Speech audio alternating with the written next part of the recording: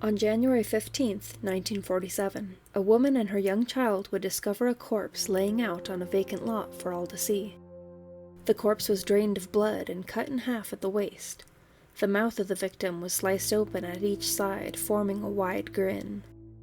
Elizabeth Short, who you may better recognize as the Black Dahlia, was the woman found slain in Leimert Park district of Los Angeles, California.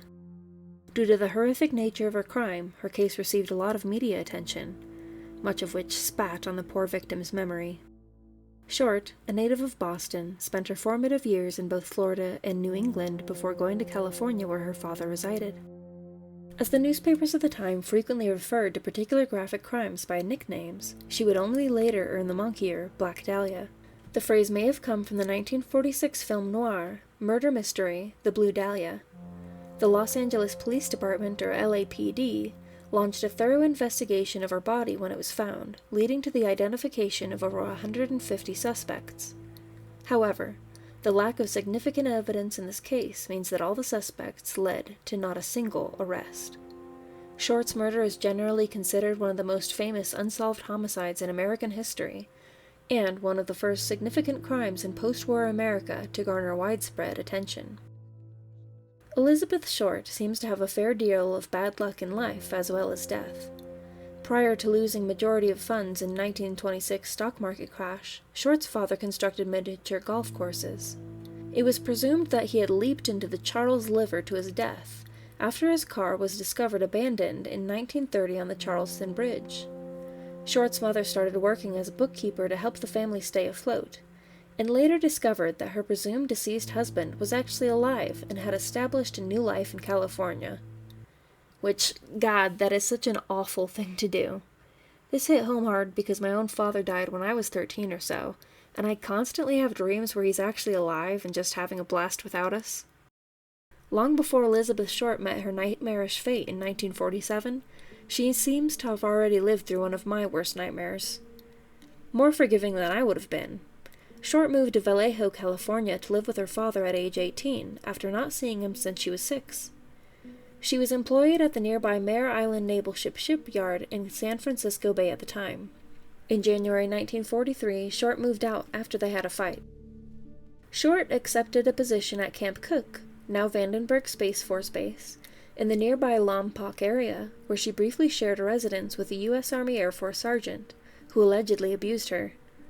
She moved to Santa Barbara after leaving Lompoc in the middle of 1943, when she was arrested on September 23, 1943, for consuming alcohol at a neighborhood tavern while underage. She was sent to Massachusetts by juvenile authorities, but instead went to Florida, only occasionally traveling to see her relatives in the Boston area.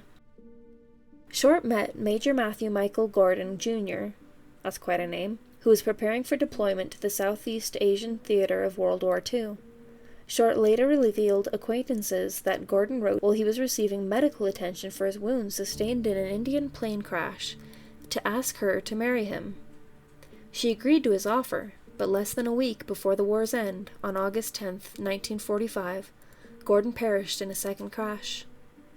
Short moved to Los Angeles in July 1946 and spent the majority of the final 6 months of her life in the Los Angeles area of Southern California, where she had recently started working as a server. Short also rented a room behind the Florentine Gardens nightclub on Hollywood Boulevard soon before her passing.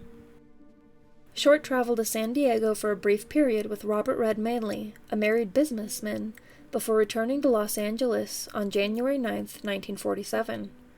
Short was to meet her sister, who was traveling from Boston that afternoon, according to Manley, who claimed to have left her off at the Bitmore Hotel in downtown Los Angeles. Some Bitmore employees claimed to have witnessed Short using the telephone in the lobby, and she was later observed by guests at the Crown Hill Cocktail Lounge, located 38 miles from the Bitmore. Short's naked, dismembered body was discovered in a vacant lot on the morning of January 15, 1947, in the Leimert Park area. Leimert Park was largely undeveloped at the time. The body was so pale and drained of blood that local resident Betty Bersinger initially believed she had found an abandoned store mannequin when she came across the body at around 10 a.m., while strolling with her daughter, age 3. She hurried to a nearby residence and called the police as soon as she discovered it was a corpse. Short's body had been horribly damaged. It was entirely severed at the waist and blood had been drained from it, turning her complexion a sickly white. Since the medical examiners estimated that she'd been dead for about 10 hours before she was discovered, her passing most likely occurred either late in the afternoon or early morning, on January 14th or 15th. The murderer seemed to have washed the body. Short also had a glass-glow smile as a result of slashing her face from the corners of her mouth to her ears. She had numerous cuts where large chunks of flesh had been severed from her thighs and breasts. Her intestines had been carefully tucked underneath her butt, and the bottom half of her torso was set a foot back from the top. The corpse was in a posed position with her legs apart, elbows bent at right angles, and hands placed over her head. As soon as the body was discovered, a mob of onlookers and reporters gathered. Los Angeles Herald-Express reporter Aggie Underworld was one of the first to arrive and captured several pictures of the body and crime scene. Detectives had discovered a heel print next to the body among tire tracks and discovered a cement bag with watery blood nearby. The Los Angeles County Coroner, Frederick Newbar, conducted an autopsy on Short's body on January 16th. Short was described as being 5'5", 115 pounds, with brown hair, light blue eyes, and severely decaying teeth. She had ligature wounds, which are like strangulation from a cord, on her neck, wrists, and ankles, in addition to an irregular laceration with superficial tissue loss on her right breast. The upper arm, the lower part of her chest, and her right forearm all had minor abrasions, according to Newbar. A procedure known as a hemicorporectomy, which was taught in the 1930s, had fully divided the body in half, transecting the lumbar spine between the second and third lumbar vertebrae and severing the gut at the duodenum, resulted in the removal of the lower half of her body. The killer would have been very experienced and careful to carry out such a clean division of the corpse. According to Newbar's report, the incision exhibited very little ecchymosis, also known as bruising, along the incision line. This indicated that it may have been made after the patient had already passed. From the umbilicus to the supraretic region, there was another gaping laceration that was about 4 1/4 inches long. The laceration stretched from the corners of the lips of her mouth, stretched to either side of her face, and measured 3 inches on the right side and 2.5 on the left. The skull was not cracked, but there were signs of head trauma, including bleeding in the subarachnoid space between the right side and bruises on the front and right sides of her scalp. The cause of death was judged to be trauma from strikes to the head and face, as well as hemorrhaging to the lacerations on her face. Short's anal canal was dilated by 3 3/4 inches, according to Newbar. This indicated that she may have been the victim of rape. Samples of her body were obtained to check for the existence of sperm, but the results were unfruitful. Short was recognized after her fingerprints, which had been kept on file since her arrest in 1943, were sent to the Federal Bureau of Investigation. Reporters from William Randolph Hearst's Los Angeles Examiner phoned Short's mother, Phoebe Short, in Boston as soon as she was identified and told her that her daughter had won a beauty contest. The reporters didn't reveal that Phoebe's daughter had actually been slain until they had extracted all the personal information they could get out of her. In order to safeguard its scoop, the Examiner sent Phoebe away from the police and other reporters, while simultaneously offering to pay for her airfare and lodging if she traveled to LA to assist with the police investigation. Later, the case was sensationalized by the Examiner and another Hearst publication, the Herald-Express. In one Examiner report, the black fitted suit that Short was last seen wearing was described as a tight skirt and sheer blouse. She was given the moniker Black Dahlia by the media, and they called her an adventuress who prowled the Hollywood Boulevard. The murderer was referred to as a sex fiend slang in several newspaper sources, including one that appeared in the LA Times on January 17th. A caller claiming to be Short's killer called James Richardson, editor of the Examiner, on the 21st of January, thanking him for the paper's coverage of the case and announcing his intention to turn himself in at some point, but not before allowing police to pursue him further. The caller instructed Richardson to expect some Beth Short memorabilia in the mail. On January 24th, the U.S. Postal Service employee discovered a suspicious manila envelope. The envelope's huge message on the front read, "Here is Dahlia's belongings, letter to follow," and it was addressed to the LA Examiner and other Los Angeles papers, using words that had been copied and pasted from newspaper articles. Short's birth certificate, business cards, pictures, names were scribbled on the paper, and an address book with the name Mark Henson embossed on the cover were all included in the envelope. Police believe the package was sent directly from Short's murderer because it had been meticulously cleaned with gasoline, just like her body.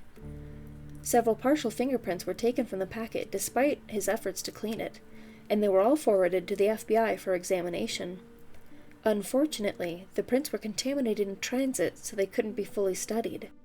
A purse and a black suede shoe were reportedly observed on top of a trash can in an alleyway close to Norton Avenue, 2 miles from the crime site, the same day the package was received by the examiner. Police were able to recover the items, but all fingerprints were removed along with cleaning them with gasoline. On March 14th, a piece of paper with what appeared to be a suicide note written in pencil was discovered tucked into a shoe among men's clothing at the water's edge at the base of Breeze Avenue in Venice. To whom it may concern, I have waited for the police to capture me for the Black Dahlia killing, but have not. I am too much of a coward to turn myself in, so this is the best way out for me. I couldn't help myself for that, or this. Sorry, Mary. A beach maintenance worker noticed the clothing pile first and alerted lifeguard Captain John Dillon about it. Dillon alerted the West Coast Los Angeles Police Station Captain L.E. Christensen right away. The outfit consisted of blue herringbone tweed coat and matching pants, a brown and white t-shirt, white jockey shorts, tan socks, and size 8 or so tan moccasin casual shoes. Nothing about the garments indicated who wore them. The owner of the address book discovered in the packet, Mark Henson, was instantly identified as a suspect by the police. Hanson was a well-to-do neighborhood theater and nightclub owner and a friend of the victim, whose house Short had visited with friends. Sources claimed that Hanson also verified that the handbag and shoe found in the alleyway belonged to Short. Ann Toth, Short's roommate and friend, told police that Short had just turned down Hanson's advances sexually and claimed that this could have been the reason for him to kill her. Nonetheless, he was exonerated in the case.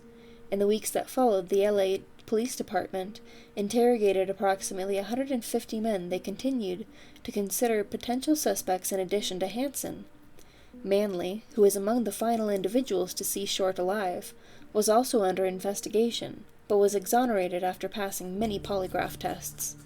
This was, of course, before we knew how unreliable polygraph tests are. Because Mark Henson attended surgical school in Sweden and hosted lavish parties that were attended by high-ranking LAPD officers, he was a prime suspect. Several other people, including Hanson's address books, were also questioned by the police, including Martin Lewis, a friend of Short's. Lewis was in Portland, Oregon, visiting his ailing father-in-law on the day Short was killed, giving him a plausible explanation for his whereabouts. 400 sheriff's deputies and 250 California State Patrol agents were among the 750 detectives employed by the LAPD and other departments who first worked on the case. Storm drains throughout LA, abandoned buildings, and different spots along the LA River were all searched for additional evidence, but none of the searches turned up anything. City Councilor Lloyd G. Davis offered a reward of $10,000, which would be worth about $131,000 today, for information that would help the police find Short's killer. After the reward was announced, several people came forward with confessions, the majority of which the police rejected as